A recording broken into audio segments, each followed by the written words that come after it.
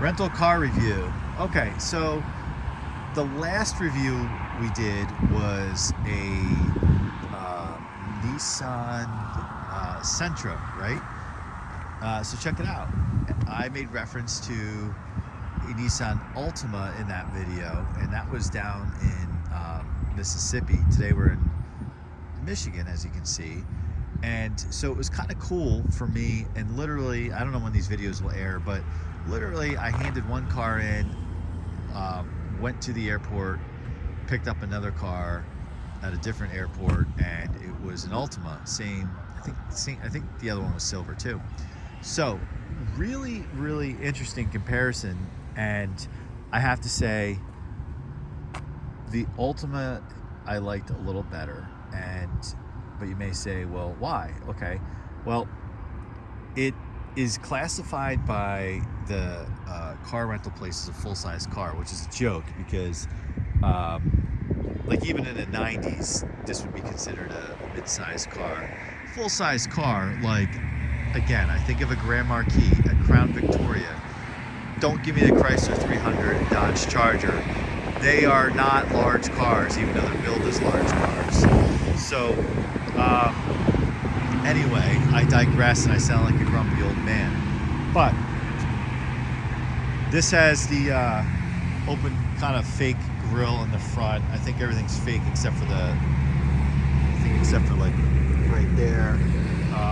But not bad. I mean, it doesn't look too bad. I kind of like it, but I'm also more of a traditionalist. Like, it would be, the bumper went across here, the grille was just smaller. That's fine. Not everything has to look like a Mustang Shelby GT500 grille, but not bad on the looks department. And again, it looks very similar to the Sentra. And I don't know if they still consider this like the floating roof design, you know, but it's okay. I kind of like that look. The rear end on this, what I do like about the rear end, it's pretty clean. It's not all gimmicked up with just ugliness. You got your taillights and a place for the license plate, and not much else more. That is perfect. Clean, simple lines. The wheels, the wheels are fine. I don't know what size they are, but they're not super low profile like some of the rental cars I had, and like they just bone jar over every single bump. The trunk, I feel, and you can probably look it up, the trunk is probably the same size as the let's open it up. Same size as, that's the hood.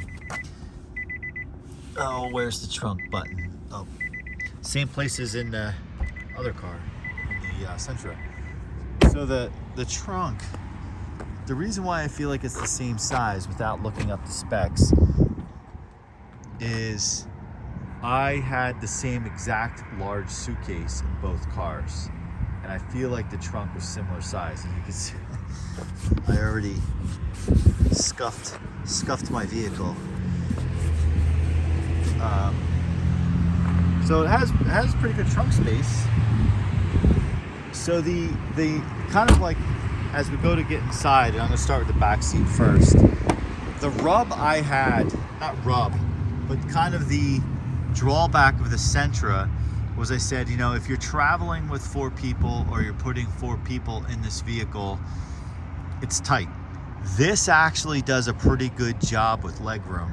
I'm 6 foot, and that is my seat back, and you still have ample legroom.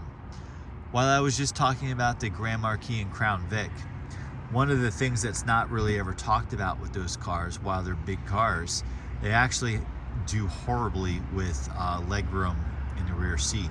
If you don't believe me, check it out.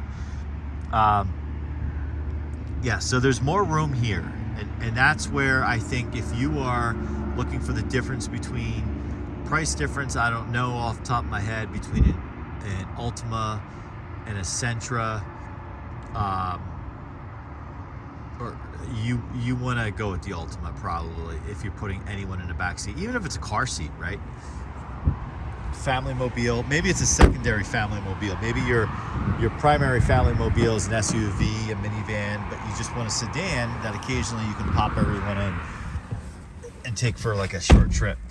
So exactly the same layout as the Sentra. The floating screen, which I talk about, I'm not a fan of floating screens. However, this is not obnoxious. I don't feel like it's as much of a tacky type look. I do like the dash layout. The console is pretty nice. Cup holders, of course, and you got some space for, I guess you can put your sunglasses up here or your glasses, but the problem with the rental is, and I have separate sunglasses and regular glasses, is likely in a rental there's a good chance that I forget and leave it up there, so I kind of just throw them there. The CarPlay and all that connects really easily, no issues there. The interior does not feel cheap, and this is like the rental special version, so I doubt that this is a higher end version. But again, nice back seat space. So I can't really find any reason to really not like this car and not want to enjoy it, or in terms of not enjoy it, I should say, not want to get it again as a rental car. If I didn't drive the Altima after the Sentra, I wouldn't have picked up on this, but not that there's much hood to look out over, which I do miss because I do love land yacht type vehicles from yesteryear.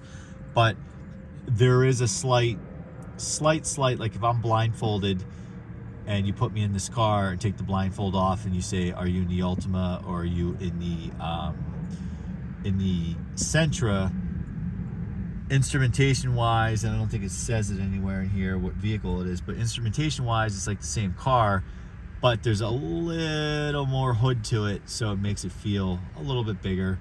And again, by no stretch is it a large car, like, or unwieldy or anything like that. All right, so this is a vehicle I would certainly rent again. I would also rent the Sentra again, as that wasn't bad. And the other thing I should say is, when I was at the rental counter, they said you have a choice. Would you take a Ford Escape or an Altima? Now, as I age, even though I'm still a very active guy, my body parts, because I'm very active, take a while to recover from all my activities. So an SUV is easier to get out of, but I just think those Escapes are ugly, and they're not like the boxy ones from like the 90s, which I thought were really nice. Speaking of boxy, there's a nice Mercury Mountaineer, which I do miss those. So while I used to be a diehard Ford guy, and I am no longer a Ford guy, it's probably been since 2014 since I've considered like really liking a Ford product, other than the Mustang. So I chose this, and I am glad I chose it.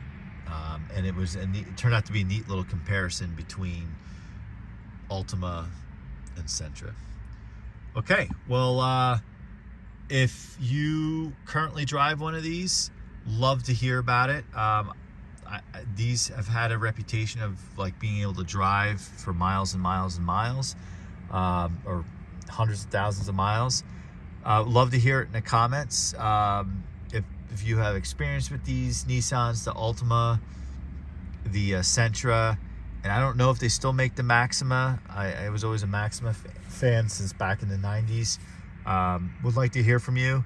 And if you haven't already, definitely appreciate anyone who subscribes, comments, likes, and it means a lot to us. Certainly do that. And if you're into cars, been kind of doing this little rental review as I travel quite a bit for my day job, and I thought it'd be fun to talk about the vehicle and experience it with you guys, because I drive vehicles I ordinarily wouldn't drive or be around. So that's kind of cool too. All right, we'll see you on the next one. Thanks for watching.